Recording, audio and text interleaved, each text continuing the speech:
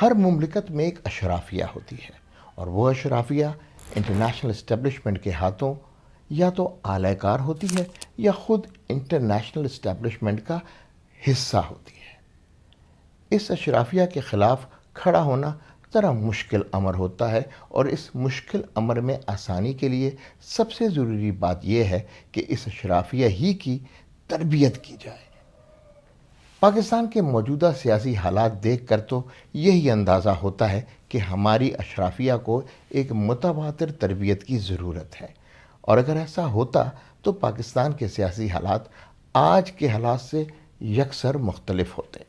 اشرافیہ پہ بات کرنے سے پہلے یہ سمجھنا ضروری ہے کہ اشرافیہ کن عناصر پہ مشتمل ہوتی ہے۔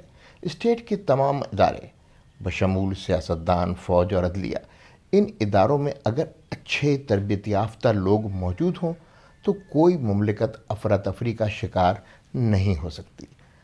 ملک میں سوشل جسٹس اور پائیدار امن موجود رہتا ہے۔ اعلیٰ حضرت کی ترتیب دی گئی تعلیمی پالیسی ان تمام محرکات کو ذہن میں رکھتے ہوئے بنائی گئی۔